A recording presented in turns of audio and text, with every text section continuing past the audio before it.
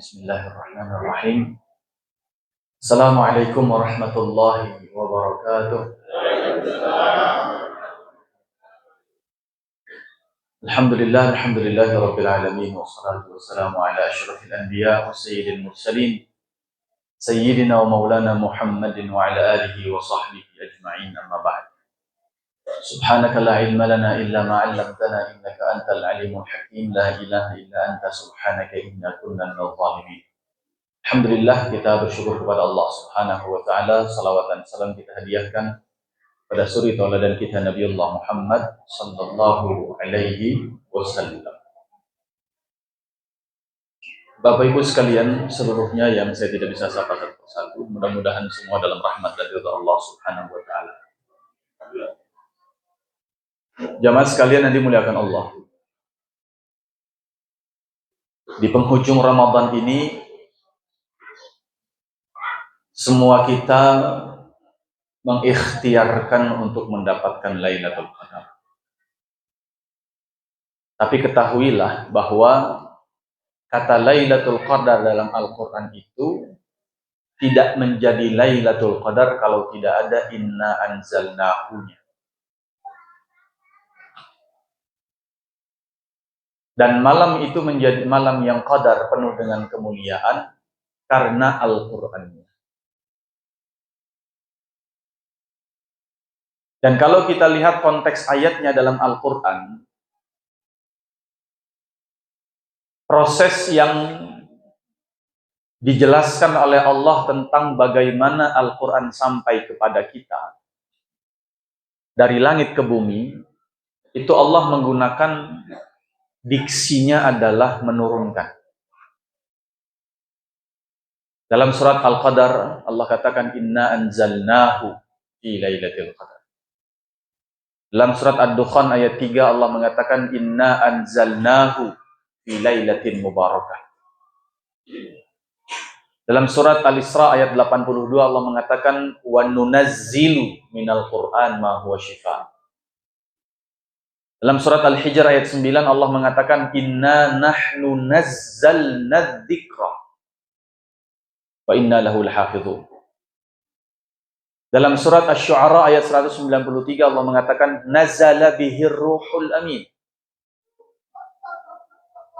Dalam surat Al-Baqarah 185 Allah katakan syahrul ramadhan alladzi unzila fihil Qur'an. Dalam surat-surat yang berawalan Hamim, Allah mengatakan Hamim tanzilul kitab minallahil azizil hakim. Proses sampainya Al-Quran dari langit ke bumi ini Allah sebut dengan proses menurunkan. Allah tidak mengatakan mengantarkan, memberikan, menganugerahkan, menitipkan, dan lain sebagainya. Tapi menurunkan. Dan semua kalimat tentang kami menurunkan, ujungnya ada fungsi daripada Al-Quran itu sendiri. Dari mulai unzila fihil Quran menjadi hudan linnas wa bayyinatin minal huda wal furqan. Dari nunazzilu minal Quran dia menjadi syifa wa rahmah. Dari inna nahnu nazzalna menjadi zikr. Sehingga Al-Quranul Karim dia akan berfungsi dengan baik sebagai keistimewaan yang Allah berikan kepada umat Nabi Muhammad sallallahu alaihi wasallam saja, yang tidak Allah berikan kepada umat sebelumnya, manakala kita bisa mendalami isyarat Allah di balik kalimat menurunkan itu. Sebagaimana kalimat menurunkan juga Allah gunakan untuk menjelaskan sebuah proses tentang sampainya sesuatu dari langit ke bumi, yaitu air. Dalam surat An-Naba misalnya Allah katakan wa anzalna minal mu'sirati ma'an tajjaja. Dan kami telah menurunkan dari langit air yang berlimpah, air hujan. Juga dalam surat Al-Baqarah Allah katakan wa anzala minas sama'i ma'an fa akhraja bihi minas samarati rizqan lakum. Dia Allah yang telah menurunkan dari langit air yang dengannya dia mengeluarkan buah-buahan sebagai rizki. Di satu sisi Allah katakan kami telah menurunkan dari langit hujan untuk jatuh ke atas bumi. Di sisi lain Allah mengatakan kami telah menurunkan Al-Quran. Jadi sama-sama kata kerja yang digunakan adalah menurunkan. Nah, jamaah sekalian, mari kita sandingkan. Ketika Allah mengatakan kami telah menurunkan, atau dia telah menurunkan air dari langit, apa fungsi air diturunkan dari langit, jamaah sekalian? Untuk bisa berfungsi. Salah satu fungsinya, kata Allah dalam surat Al-Baqarah, adalah agar dia mengeluarkan dengannya buah-buahan. Yang namanya mengeluarkan, jamaah sekalian, adalah dari dalam keluar. Berarti dia hendak mengeluarkan dari dalam tanah, keluar tanah, yaitu buah-buahan. Dengannya, dengan apa? Dengan air. Air yang mana? Air yang diturunkan dari langit. Kalau mengeluarkan itu adalah dari dalam keluar, dan dengannya Allah mengeluarkan, berarti airnya harus ada di dalam tanah. Sehingga dari dalam tanah itulah Allah mengeluarkan dengan air tersebut, buah-buahan sehingga keluar dan menjadi rezeki bagi kalian, kata Allah. Tetapi proses memasukkan air ke dalam tanah itu tidak disebutkan ayatnya. Allah hanya mengatakan dia yang menurunkan air dari langit, kemudian mengeluarkan dengannya buah-buahan sebagai rezeki. Kan ada satu missing link di sini, Pak. Ada yang tidak nyambung. Apa itu? Proses bagaimana memasukkan air yang dijatuhkan, diturunkan dari langit ke atas tanah, agar bisa meresap dan masuk ke dalam tanah. Ketika dia masuk dan meresap ke dalam tanah, maka berjalanlah fungsinya untuk bisa mengeluarkan dengannya buah-buahan. Tetapi semua air yang turun dari langit tidak semuanya masuk ke dalam tanah. Berarti tidak semua bisa menumbuhkan.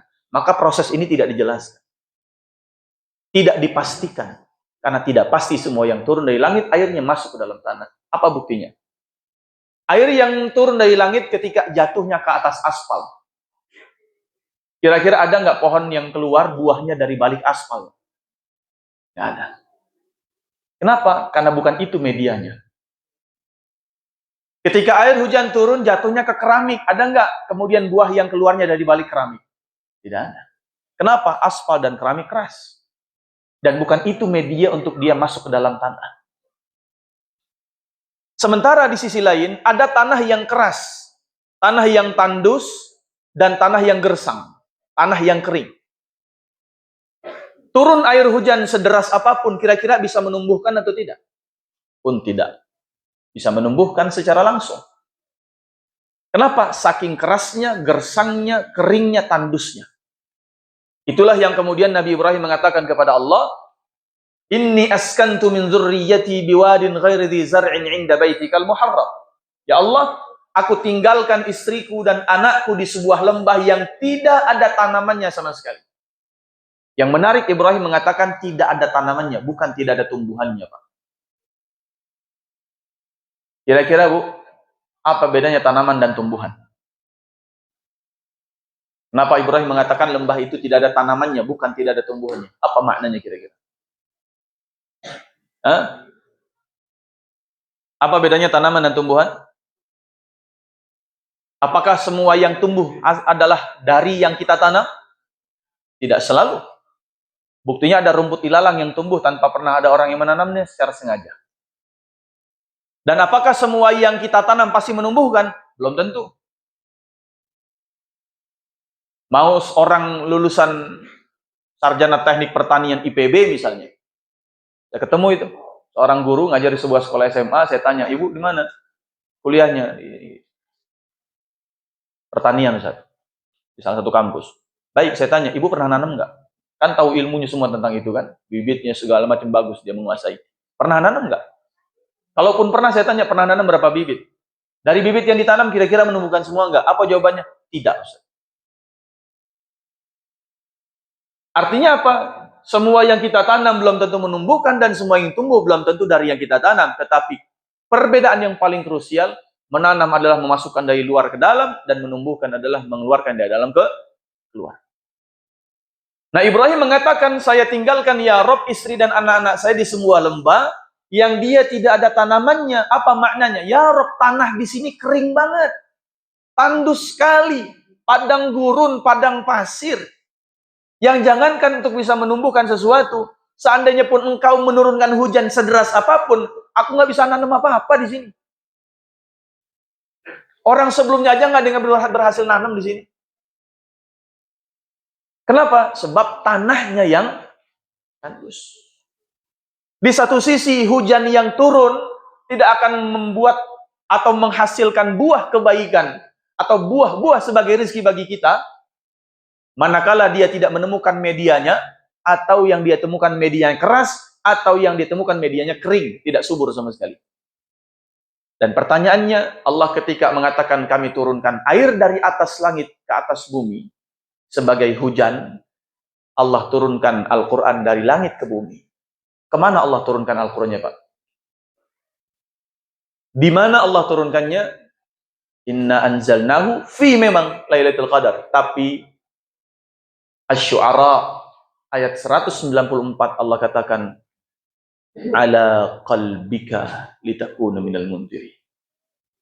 Quran itu kami turunkan melalui perantara Jibril ke atas hatimu, wahai Muhammad. Bukan ke dalam hatimu, Pak. Allah tidak mengatakan nazala bihi ruhul amin fi qalbika, tapi ala qalbika.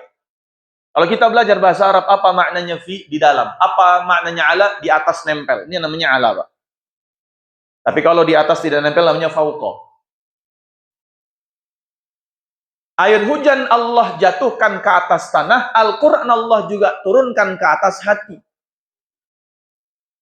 Al-Quran yang Allah turunkan ke atas hati belum tentu akan menjalankan fungsinya, belum tentu akan berlaku kemudian fungsinya, belum tentu menghasilkan buah-buah kebaikan kalau dia tidak dimasukkan ke dalam hati, sebagaimana air yang diturunkan dari langit ke atas bumi.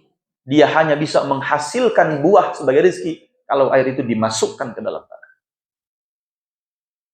Apa yang terjadi kalau airnya menggenang di atas tanah, jamaah sekalian? Banjir, musibah, bencana. Apa yang akan terjadi kalau Al-Quran tidak sampai dimasukkan ke dalam hati? Dia hanya menjadi bencana akhlak buat kita semua.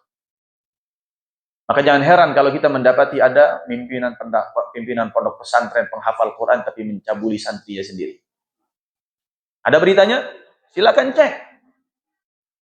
Jangan heran orang hataman Qur'annya berulang kali. Al-Quran secara bahasa adalah bacaan yang berulang-ulang.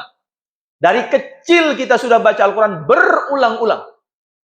Ramadan kali ini pun mungkin kita sudah khatam berulang-ulang. Tapi jangan harapkan dia menghasilkan buah kebaikan apapun. Seandainya dia tidak kita masukkan ke dalam hati, dia hanya akan menjadi bencana dan juga musibah buat kita. Dia hanya menggenang dalam lisan kita. Dia hanya menjadi banjir dalam mata kita untuk membacanya. Dia hanya jadi becekan-becekan yang menyiprat hafalan-hafalan kita dan ingatan kita.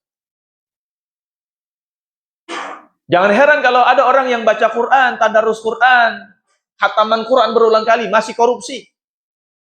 Masih suka bohong. Masih fitnah orang. Makan harta yang haram. Makan harta anak yatim. Makan harta riba. Masih berzina. Masih minum khamar. Masih durhaka sama orang tua. Kenapa? Karena dia tidak bisa masuk ke dalam hati. Kenapa masalahnya? Karena dia tidak mendapati medianya. Satu. Yang kedua, bisa jadi medianya keras. Yang ketiga, bisa jadi medianya tandus, kering, dan juga gersang. Kita punya anak, kita pengen tanamkan kebaikan kepada dia. Nak, sholat di masjid. Nak, tutup aurat. Nak, tadarus. Nak, baca Quran. Nak, jujur sama siapapun. Nak, amanah ketika mendapatkan titipan. Kita tanamkan.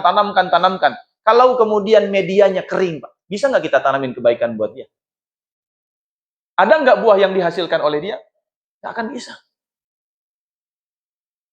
Nah, Ramadan Allah berikan kepada kita sebagai bulan yang penuh dengan keistimewaan adalah ketika kita bisa menjadikan hati kita menjadi hati yang subur. Sehingga Al-Quran yang kita baca di bulan Ramadan ini adalah dalam rangka menggemburkan itu semua. Jangan sampai 11 bulan yang lalu hati kita kering karena nggak pernah kena hujan Al-Quran. Al-Quran tidak diturunkan kepada kita. Al-Quran tidak sampai ke dalam hati kita. Hati terlanjur kering. Nah, Ramadan kita geber terus, deras air hujannya, kita baca banyak. Tapi kalau memang hatinya bermasalah, tidak akan diserap dalam hati itu. Perhatikan bagaimana ketika tanah saking gemburnya, saking suburnya, walaupun rintikan hujan yang menerpa, kita tanam satu bibit saja bisa menumbuhkan. Di halaman depan rumah saya itu, tiba-tiba tumbuh 2 pohon paya. Saya bingung, saya nggak pernah nanam. Ternyata mertua ketika datang, beliau pernah beli pepaya, terus ngebuang ke tempat sampah, mungkin dilempar, bijinya terserak. Mungkin keinjek kucing itu bijinya. Tapi karena memang dasarnya tanahnya subur, hujannya nggak deras pun, tumbuh, Pak. Mungkin hafalannya nggak banyak. Mungkin hafalannya cuma wadduha wal laili idza saja ma wadda'aka rabbuka wa ma qala. Berhenti pada ayat ma wadda'aka rabbuka wa ma qala. Tuhanmu tidak akan pernah meninggalkanmu. Masuk dia ke dalam hatinya. Masuk dia meresap ke dalam hatinya. Ketika membaca dia menangis. Ketika membaca dia mentafakurinya. Maka buah kebaikannya apa?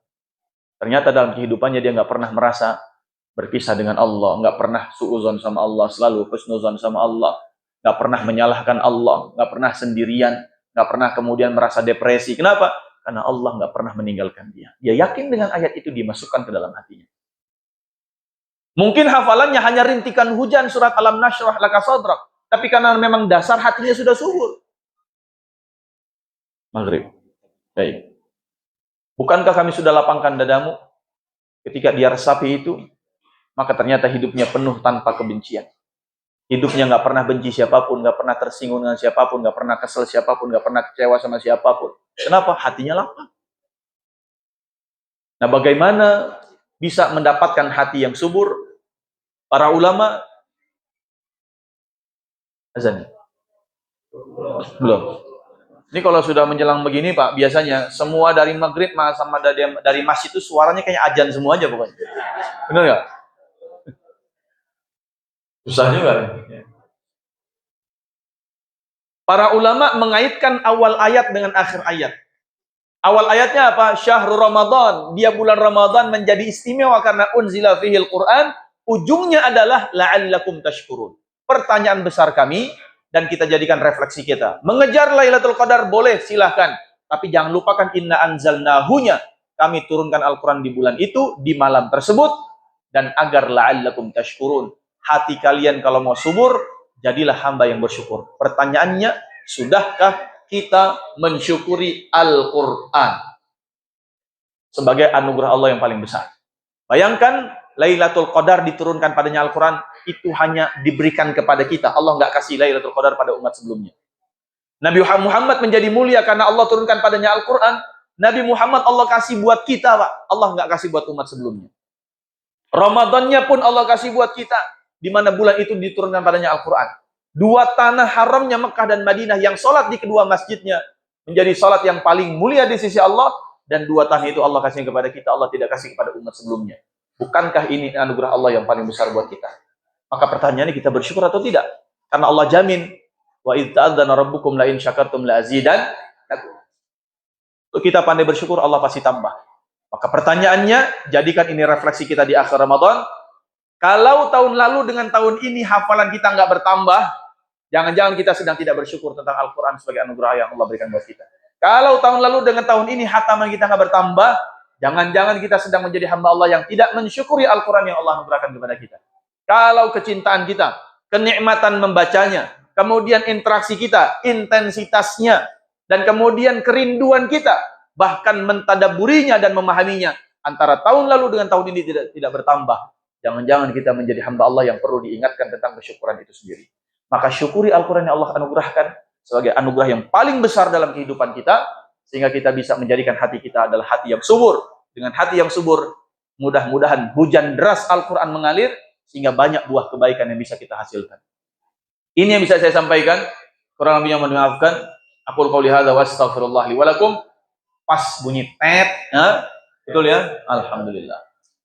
Wassalamualaikum warahmatullahi wabarakatuh. As'aluka ridhaka wal jannah wa na'udzu bika minan nar. Allahumma innaka 'afuwun tuhibbul 'afwa fa'fu 'anna.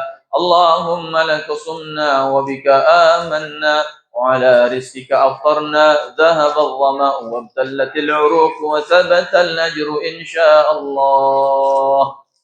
Assalamualaikum warahmatullahi wabarakatuh.